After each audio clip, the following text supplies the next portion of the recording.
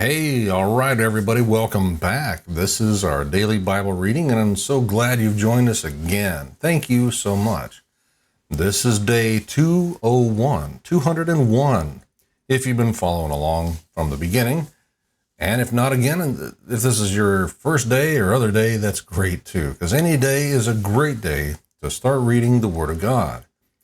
And for day 201, we're going to be reading from the book of Hosea, or Hosea, and we're going to cover the first 7 chapters of Hosea.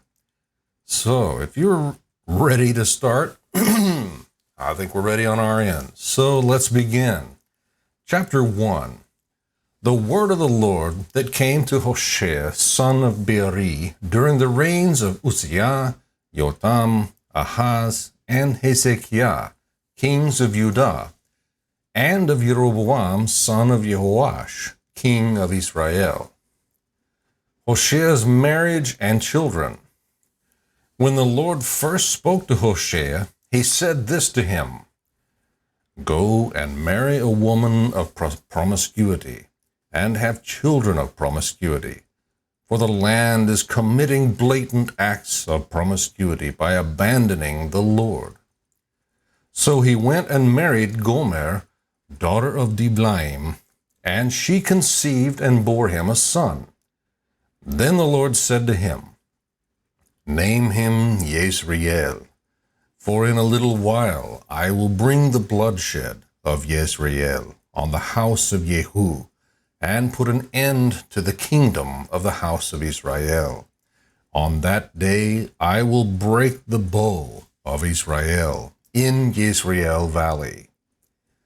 She conceived again and gave birth to a daughter. And the Lord said to him, Name her Lo-Ruhamah, for I will no longer have compassion on the house of Israel.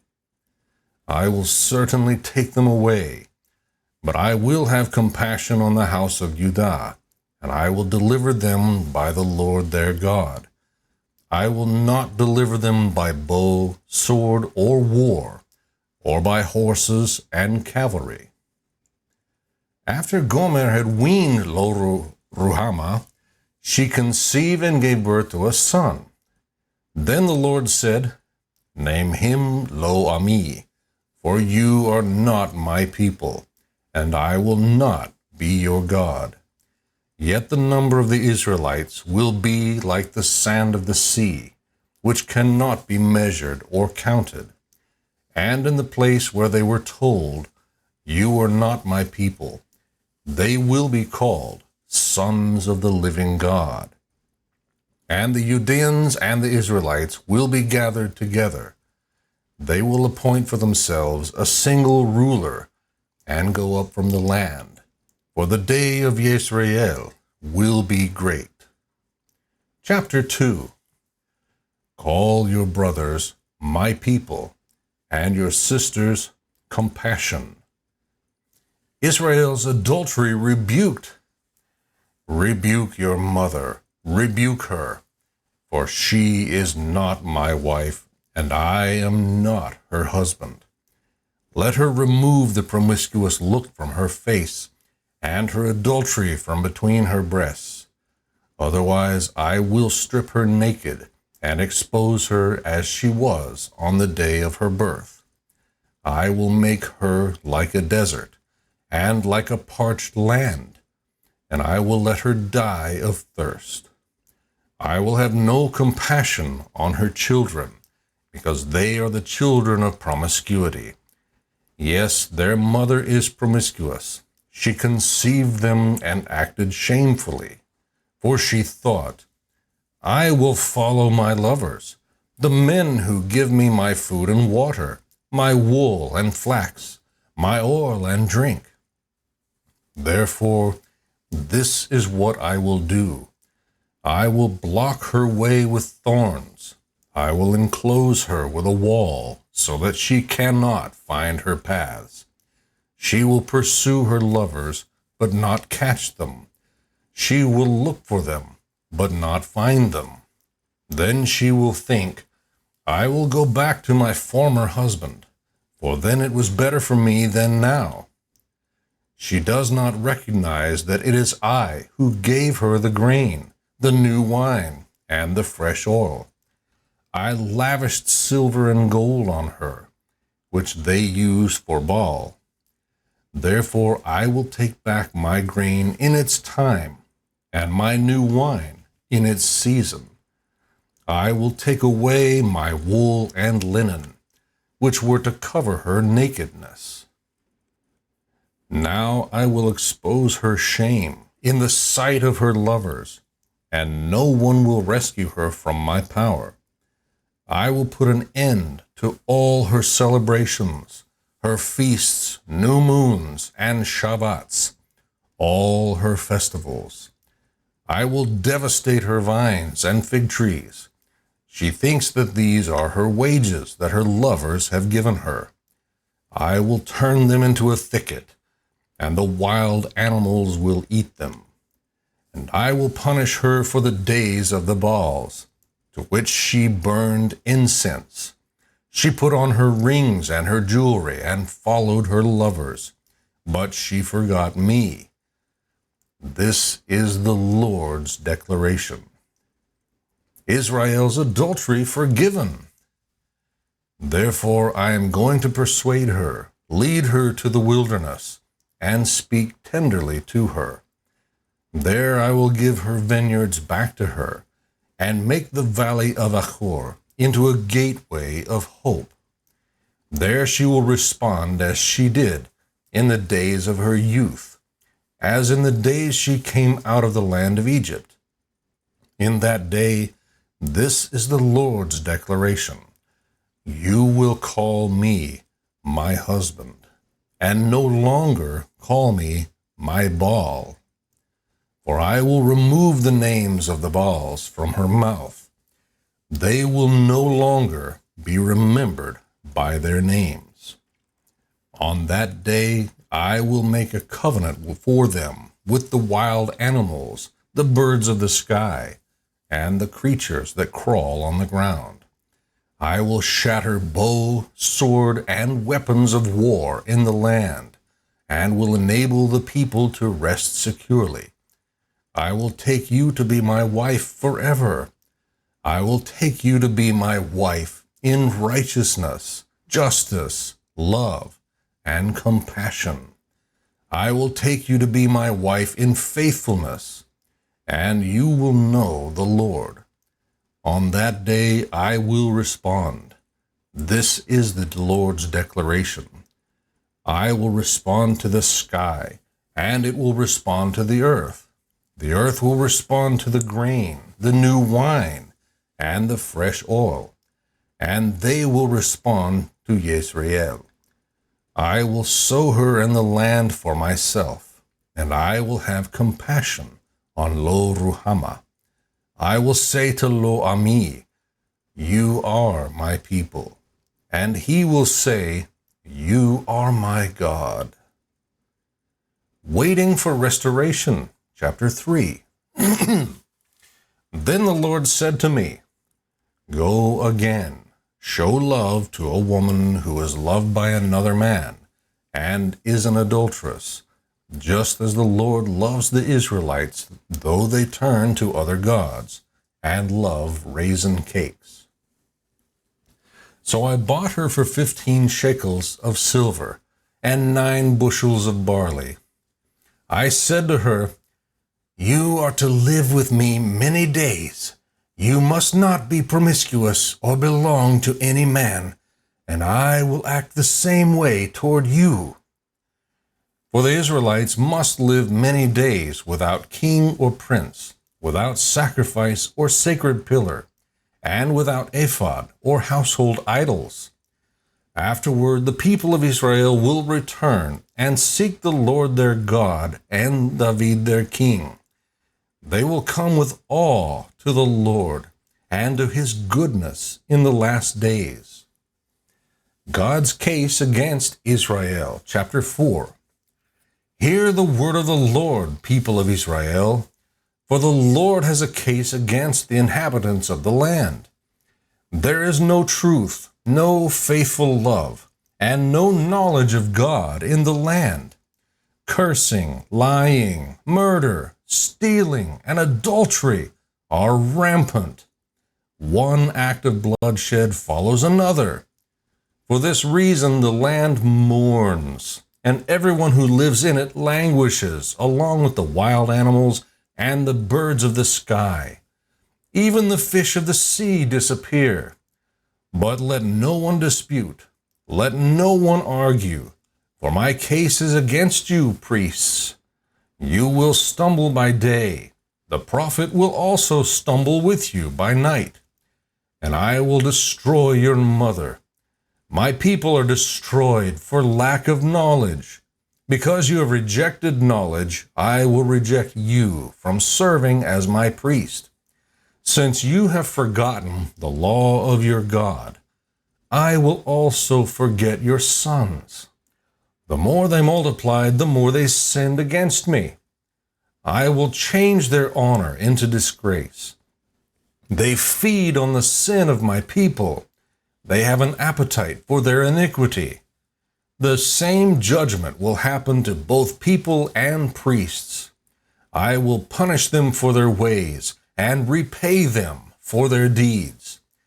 They will eat, but not be satisfied. They will be promiscuous, but not multiply, for they have abandoned their devotion to the Lord. Promiscuity, wine, and new wine take away one's understanding. My people consult their wooden idols, and their divining rods inform them. For a spirit of promiscuity leads them astray. They act promiscuously in disobedience to their God. They sacrifice on the mountaintops, then they burn offerings on the hills, and under oaks, poplars, and terebinths, because their shade is pleasant. And so your daughters act promiscuously, and your daughters-in-law commit adultery. I will not punish your daughters when they act promiscuously, or your daughters-in-law when they commit adultery. For the men themselves go off with prostitutes and make sacrifices with cult prostitutes. People without discernment are doomed. Warnings for Israel and Judah. Israel, if you act promiscuously, don't let Judah become guilty. Do not go to Gilgal and make a pilgrimage to Beit Aven, and do not swear an oath, as the Lord lives. For Israel is as obstinate as a stubborn cow. Can the Lord now shepherd them like a lamb in an open meadow? Ephraim is attached to idols. Leave him alone. When their drinking is over, they turn to promiscuity. Israel's leaders fervently love disgrace. A wind with its wings will carry them off, and they will be ashamed of their sacrifices. Chapter 5. Hear this, priests. Pay attention, house of Israel. Listen, royal house. For the judgment applies to you, because you have been a snare at Mitzpah, and a net spread out on Tabor.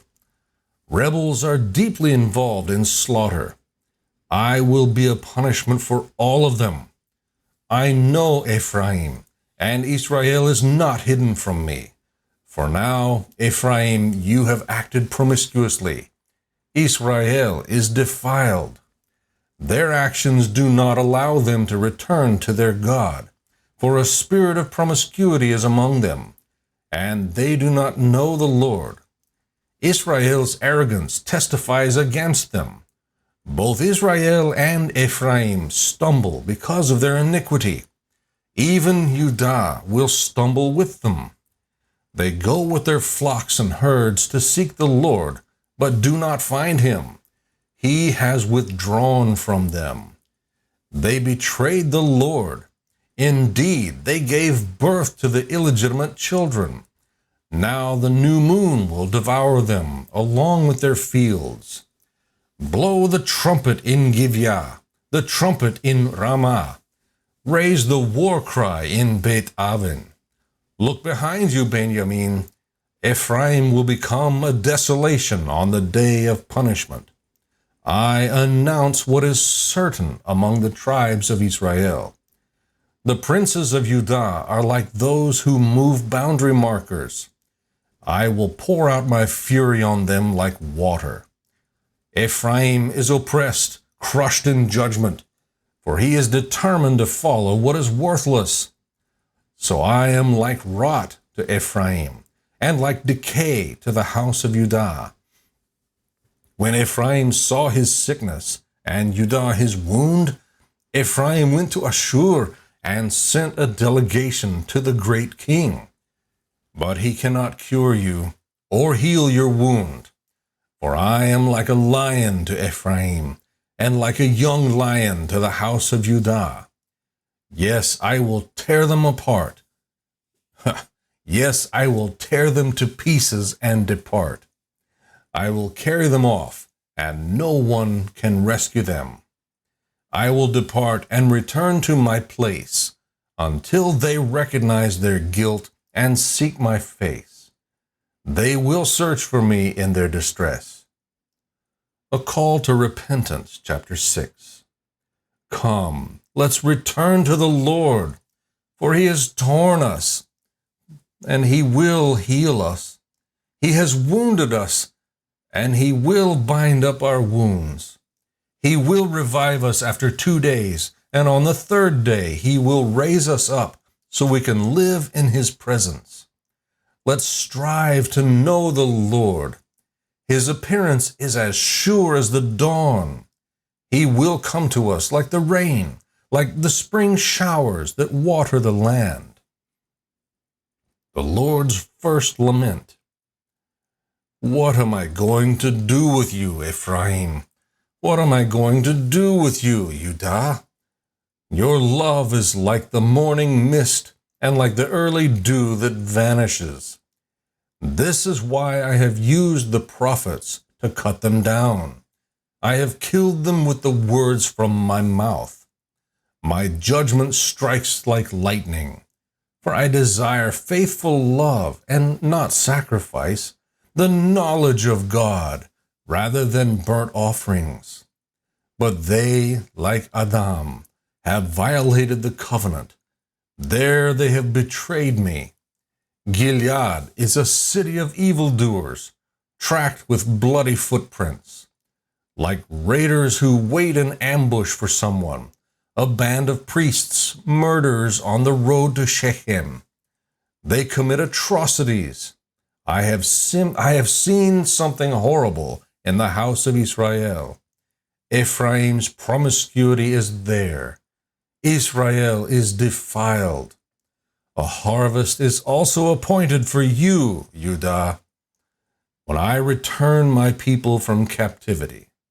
Chapter 7.